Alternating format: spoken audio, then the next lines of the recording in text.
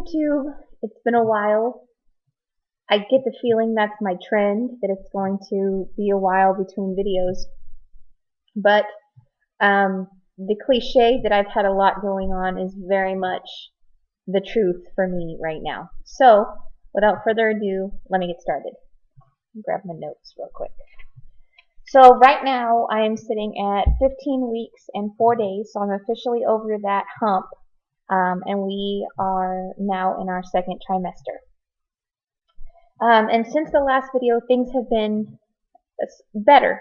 I still get nausea, I still get heartburn, I still have trouble sleeping, and I think that's my new norm, but it's not as bad as it was. I've never really, or haven't really experienced, I'll get into my symptoms first.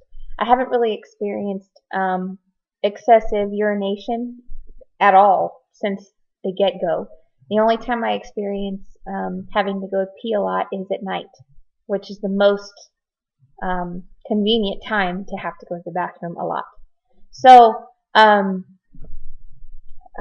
nausea is lessening. And heartburn is still there, and I notice I feel more heartburn when I'm laying kind of like this versus when I'm laying completely flat. So when I'm laying at a 45-degree angle, that's when I get most of my heartburn. As far as symptoms go, or cravings go, they don't really run the gamut. I crave tomato products. I want pizza, I want pasta, I want spaghetti, tomatoes, and I loved tomatoes before I got pregnant, but now I just want tomatoey things, which does wonders for my heartburn, by the way. So not really, I would say that probably borderlines on salty versus sweet. And because I'm going to a midwife and I'm not going to an OB, I'm not getting, frequent sonograms, or I don't have any pictures to show. My first sonogram will be once I'm 20 weeks, and that will also be my anatomy scan. But I can't really tell. I mean, we don't know what we're having yet, obviously. So when I'm trying to go through the list of, old wives' tales about what I'm having, all signs point to boy. And while I've always dreamed of having a little girl, always, when I first got pregnant, there was nothing else I was having. I was having a girl. That's just what's happening. But everyone in my circle, minus my dad, thinks I'm having a boy. So I've actually wrapped my brain around having a boy, and I've gotten excited about having a boy. So at this point, I'm just excited about having a baby. If I have a girl, fantastic. If I have a boy, fantastic. I've got colors and names picked out for both. So, like I said, September 3rd will be our gender scan, and that will be our first real sonogram. Up until now, my midwife has been using a little handheld device, so what we're seeing of our baby is in a really small little window.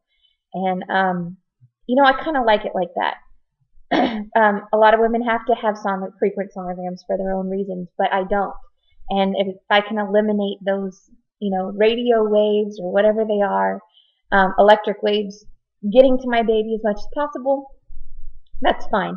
I do know that my baby's healthy, and that's really all I need to know. So what I see on the little handheld sonogram is enough for us.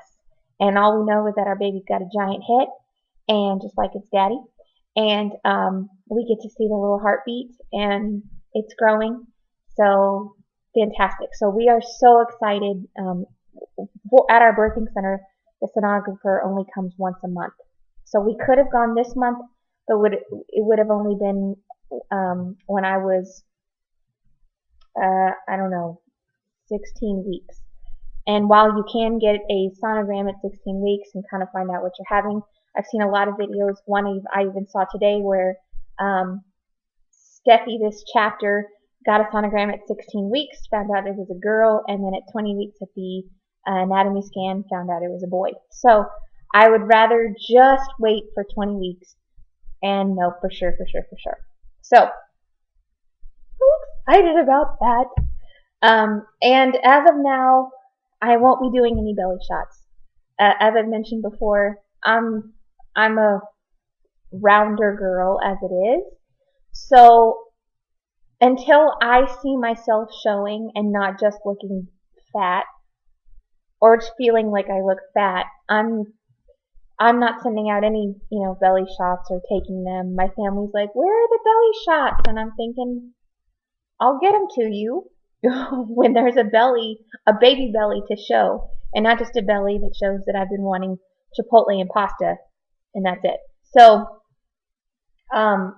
it's probably a lot in my head because my husband says that he can see that I have a baby bump, but um, it's not shaped like a baby bump. It's shaped like I like food.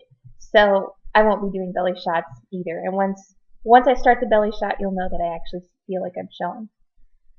So there has been some scary stuff that has happened recently. About 3 weeks ago, let me back up and give a brief backstory. I've always had a special needs colon. Always. I've always had problems being regular, and they root back to when I was very, very small, grade school. So that's always been an issue with me. And now that I'm pregnant, issues are still there. So about 3 weeks ago, it had been 5 days since I had had a bowel movement, and I was very uncomfortable, and well, very, very uncomfortable, and was doing a lot of research on the internet. And I'm not going to get into too much graphic detail, but I have just surmised that I was impacted, and that was very, very scary for me. Very, very, very, very scary for me. Scary enough to send my husband out to the CVS at 11 o'clock at night to get me stool softeners and surgical gloves, and it was bad. It was bad. So I was going to try to take matters into my own hands and literally and take care of it. But by the next morning, I was in so much pain. I felt like I was having a baby out of my backside. And anyone that's been in a situation like that knows that it is excessively painful.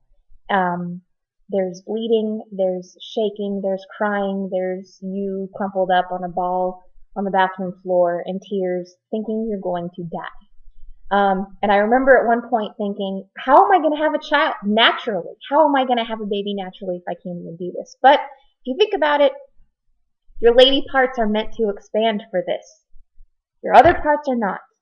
And that's what it felt like. It felt like I was trying to pass a football. So, Sunday morning, my husband is outside. He comes in and he hears me screaming and runs in and he says, "We're going to the ER." So I went to the ER. 7 hours later, no breakfast later because we went at 11 a.m. And we didn't get out till 6. And we hadn't eaten anything because I don't know why I didn't think it would take that long, but it always takes that long at an ER because they're never in a rush at the ER. Unless you're, bleeding out of your eyeballs or something. So we hadn't eaten anything, and a giant SUDS enema, and it was a lot of humiliating tasks later. I came home and felt good as new. And what I had realized is that I also hadn't urinated in 24 hours, and it is because my bowels were so enlarged, my uterus was so enlarged, and my bladder was so enlarged that I wasn't able to pee either. So I had to get a catheter and the enema. There was no way I could have done or passed this at home. And it was extremely humiliating, and it was even more terrifying, and one of the most painful experiences I've had to date. It was very traumatic, and it was one of the worst days of my life. So The whole time my nurse was trying to make me laugh, which how are you going to laugh when you're being violated in such a way all day long? With my husband by my side, by the way. Um, and so I don't know if it was routine or if she was doing it to make me feel better or both. But at the very end, excuse me, right before we went home, she went to go hear the heartbeat. And I didn't hear the heartbeat. That had been the second time that the Doppler had been used, first at my birthing center and then at the ER, to hear the heartbeat. And both times I didn't hear it. Both times my husband heard it, but both times I didn't hear it. But the fact that she heard it, my husband heard the heartbeat, just made me feel better. It was the only silver lining I had to that entire day. So that was a terrible, awful, horrible day that had a little cherry on the top. So that's what's been happening there. On top of that, to boot, we are buying a house, or have bought a house. We closed on our house last Friday. Yay! But as anybody knows, with buying a house comes, freakish amounts of stress, especially because Murphy's Law is always in effect when you're buying a house. What can go wrong will, and everything is really down to the wire. And while we were able to close, we weren't able to move yet because the sellers needed to stay in the house longer. So we signed our life away, but didn't get to walk away with keys. So right now, my house is in a shambles, and we are moving on Sunday, not Saturday, but Sunday. Today is Thursday, and we're moving on Sunday. But we didn't start packing until we knew for sure we were closing. So last Friday we closed, and last Friday was when we started to pack a 4-bedroom house, which is a lot to do in 1 week to move. So, and it's Texas, and it's hotter than hell outside, and I'm pregnant, and you can't really be instrumental in a move. I'm a hell of a supervisor, but I won't be able to be as helpful in this move as I would like to be. But amid all of that stuff, we are moving, and I am trying to keep my stress level to a minimum. I'm not the person that likes to take baths. I get bored in baths. I'm sitting there going, now what? So I can't take a relaxing bath because those are boring. And I don't really have a whole lot of outlets to relax myself with. So my midwife said you need to figure out something to calm your nerves. So right now I'm at a search to find something. I don't have any hobbies. I like to read. Reading makes me sleepy. That works. But other than that, that's what's going on there. So as you can see, there was a lot of reasons why I haven't been hopping on YouTube to share in my pregnancy bliss and glow and joy, because while I'm very happy about this baby, and every time I go to see my midwife, I'm a little happier than I was the time before, I've just been feeling like poo, and very stressed out, and trying to work. I have a part-time job. I work from home. So trying to work as many hours as I can while trying to coordinate a move. And we're not getting movers. We're moving on our own because my husband thinks it's too expensive to get movers, especially now that we just bought a house. So, yes, that's what's been happening. And we assume that we will have a gender reveal party / housewarming party on the same day to kind of motivate us to unpack and get settled, and also have something to celebrate other than the house. So after our 20-week scan on the 3rd of September, when we find out what we're having, hopefully things will be smooth sailing from there. Before I cut it off here, before it's, what are we at, 15, I don't have my glasses on, 15 minutes, I want to shout out to my sweet friend, Beth. I just watched your video, your 6-week video, and I don't like the tone in your voice. It makes me sad. And I said it in your comments, but I'm saying it here. Chin up, sweet girl. I'm sending positive things your way, and no pregnancy is perfect, but one is bound to be for you. And I'm thinking of you.